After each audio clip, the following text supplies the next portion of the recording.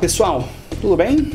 Thiago Spikes aqui e hoje eu quero explicar para vocês um conceito que acontece bastante com os alunos no geral, né, ao longo desses anos todos que eu venho dando aula aí, que é o que eu chamo de do geral ao detalhe, que eu acho que ajuda você um pouco a entender e a se acalmar, principalmente na hora que você está concebendo o desenho e você está assimilando alguns conceitos, né? Eu vou tentar explicar aqui num exemplo aplicado e vamos ver como é que sai isso aqui, tá?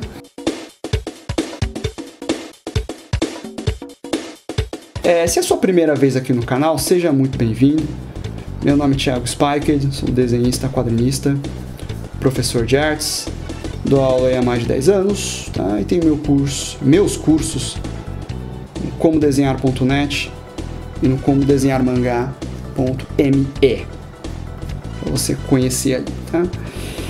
Em ambos os cursos eu proponho que o aluno ele desenvolva, né, certas técnicas através desse conceito, que é o que eu chamo de do geral ao detalhe, né? Que seria isso, né? Basicamente, né, a gente começa tentando enxergar a porção maior para ir modelando aos poucos e capturando os detalhes. Eu percebo que às vezes aparecem alunos que eles geralmente vão chamar de perfeccionismo, detalhismo, sei lá, como que talvez você perceba isso, né? É uma coisa assim, de esperar muitas vezes já acertar na primeira o desenho, tá? Então, na primeira tentativa, no primeiro traçado, ele tem que acertar a linha perfeita, a curva perfeita, a proporção perfeita, como se fosse aí quase um desenho técnico, né? Que você até usa um compasso assim para medir, você vai puxar aqui, que vai bater aqui, e daqui você vai para cá, e aí ele sai lindo, maravilhoso, perfeito, né? E meus amigos, no desenho não é assim, tá? No desenho técnico sim, você precisa ter isso, mas no desenho à mão livre não, porque ele pressupõe muito da procura. Tente enxergar como se fosse literalmente uma massinha de modelar que você está esculpindo, né? Você tem um bloco e você vai esculpindo ele. Eu tento enxergar o desenho mais dessa forma. A experiência vai dizer para você, vai determinar que em algum momento, em alguma medida, você vai se tornar mais ágil, né? Você vai precisar de menos procura para acertar, né? Você encontrar um certo resultado ali, né? Mas durante a construção, durante esse processo de você perceber a figura e assimilar como é a anatomia, né? Seja lá o que você estiver fazendo, vai passar aí por um período de procura. Essa procura, entenda como algo que, olha, isso que eu fiz pode ser um nariz, isso também pode ser um nariz, isso também pode ser um nariz, isso também pode ser um nariz. Depende do que você está construindo e como você pode perceber esse desenho. Tá? A gente não enxerga as partes isoladas, a gente enxerga sempre o todo e a relação dessas partes isoladas com o todo. Isso não só no desenho, tá? Na vida real também. Se você, às vezes, tem aquele... Todo mundo teve ou tem algum amigo que o apelido é, sei lá, Cabeção, por exemplo, né? É um apelido meio feio, eu sei. Mas todo mundo deve ter algum amigo que tem um apelido assim, né? E se você medir, às vezes ele nem é tão cabeçudo assim, tá? Às vezes a testa dele é maior, porque a entrada aqui do cabelo dele é mais pra cima, né? E aí parece que a cabeça dele é maior. Ou ele tem às vezes o olho pequenininho, o rosto dele é pequenininho e parece que a cabeça dele é muito grande, e às vezes nem é a cabeça. Então, eu sei que é uma brincadeira que a gente percebe, né? Mas quando a gente desenha, a gente começa a reparar isso também. E o que acontece? Se eu começar a falar para vocês estudarem, antes de fazer o rosto, vamos fazer aí trocentos zilhões de tipos de olhos. Além de ficar uma aula extremamente maçante, você vai estar enxergando muito só aquele pequeno detalhe, aquela pequena porção, e meio que não vai corresponder ao que você quer representar, né? Dificilmente a gente vai ficar desenhando olhos à toa aí, né? A gente vai querer fazer um personagem, um rosto ou algo do gênero, né? Então tá aqui, eu fiz uma mulher aleatória, tá? Enfim, suponha que aí, assim, né? Você tá estudando aí essa formação de rosto, né? Assim, costumeiramente a gente começa com o rosto desenhado de frente, que é o mais comum, né? E depois a gente parte para a noção de giro e etc. E aí enxergar como você pode representar no papel uma forma tridimensionalmente requer uma certa noção de, primeiro, imaginação, e em seguida também a questão técnica de como você representa isso visto de frente para você. Então, por exemplo, um chapéu mexicano visto totalmente de cima, é aquela brincadeira assim, né? Pode parecer um ovo frito, né? Ou quase um olho aqui, né? Não, é um chapéu mexicano visto de cima. E de fato fica um negócio assim. Mas você precisa ser capaz de representar como esse chapéu... Não tá nada mexicano esse chapéu, né? Tem que ficar maior assim, né? Agora sim o chapéu mexicano, né?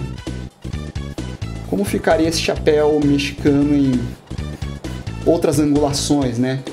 De lado, meio inclinado, né? E aí você vai fazendo alguns estudos de angulações, né? Você imagina e aí você tem um lado técnico para visualizar como que esse chapéu ele ficaria em várias angulações. Essa é a dúvida mais comum. É aí que a gente passa a ter uma certa dificuldade, né?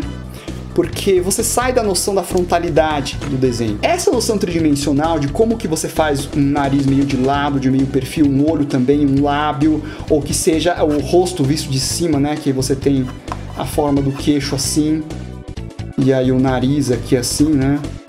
É uma angulação que muita gente tem dificuldade, né? O rosto totalmente de cima e tal. Já mostrei em outro vídeo uns macetinhos para você fazer isso aqui, né? Requer esse controle, tá? De imaginação, de técnica e como você pode representar isso, tá? Sempre que você vai fazer alguma coisa que você não está habituado, você precisa fazer uns estudos desse tipo assim. Porque quando você não sabe ao certo como representar, você automaticamente tende a puxar para aquela posição mais normal que você faz, que é o que a gente chama de frontalidade, que eu vou falar no próximo vídeo, né? Então, por exemplo, um olho de frente ele é assim, né? Um olho de lado ele fica assim. É outro desenho, é outra forma de representar, é outra configuração. Quando você não sabe desenhar um olho de lado, você desenha um olho de frente no rosto de lado, igual aos egípcios. É aí que entra o do geral ao detalhe. Por quê? Porque se eu chego pra você e falo assim, logo de cara, olha, desenhe nariz em tudo quanto é posição. Você pode fazer ali, olhar e tentar fazer e tal, não sei o quê. Eu faço nariz visto de cima, nariz visto de lado, nariz de tal... Ok. É importante? Ganhou vocabulário visual? Ganhou. Agora, como que você aplica isso na prática? Se você for tentar fazer um rosto depois, você vai ficar com as informações meio perdidas. Então, o que acontece? Você indo por esse caminho aqui de fazer o geral, e aí você faz um olho meio estranho, tá? O que é comum em casos como esse aqui, por exemplo. Fazer os dois olhos aqui, ó, do mesmo tamanho, ó, tipo assim. Isso é um erro comum, tá? E, na verdade, esse olho aqui, ó, ele fica mais estreitinho do que esse, porque ele está mais longe, até pela inclinação da cabeça. Só que você tem que entender como você representa isso aqui na profundidade. E aí entra técnica e imaginação. Você tem que conseguir imaginar como que seria, tá? Porque assim, você tem N forma de você inclinar a cabeça nesse ângulo. Então você imagina e aproxima como seria. E aí eu não sei como fazer, é aí que você vai pegar o detalhe e praticar o detalhe.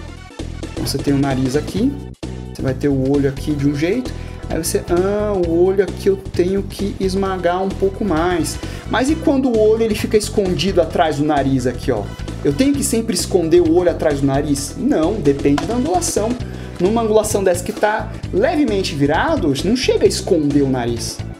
Para o nariz tampar um pedaço do olho assim, ó, o rosto ele já estaria, ó, quase virando de perfil, assim, ó. Tá vendo? Quase virando de perfil. Aí sim o nariz ele tampa um pedaço do olho. Então você começa a imaginar e entender como fica essa relação. E como é que fica então o olho quando o nariz ele tá quase cobrindo ali, ó, fica desse jeito. E quando o rosto tá meio inclinado para cima, né, o olho ele tende a ficar um pouco mais assim, ó, com essa configuração aqui. Por quê? Por causa da maçã do rosto aqui, ó. Entendeu?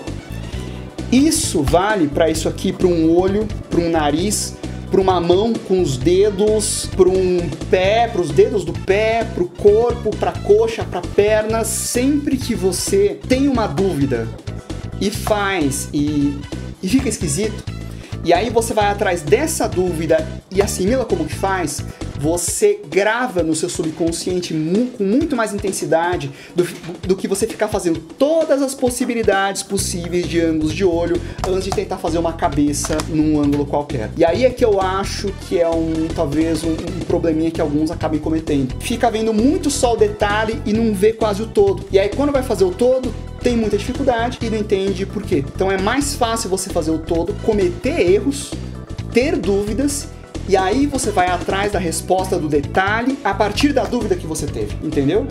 Então isso é o do geral pro detalhe. É assim que eu procuro aplicar no curso do Como Desenhar Mangá e do Como Desenhar.net. Devem ter outros métodos por aí? Sim, devem ter outros métodos mais mecânicos, mais de desenho de observação, né, mais blocado, como Charles Barry, por exemplo. Você tem N métodos, depende da escola que você tá de desenho, tá? Esse aqui é um deles, que eu, pelo menos pra mim, é a forma como eu entendo, como eu gostaria que tivesse me explicado, e eu tenho aplicado isso com os alunos, e a maioria tem assimilado bem, tem conseguido entender, e eu consigo ver exatamente as etapas que cada um tá, beleza?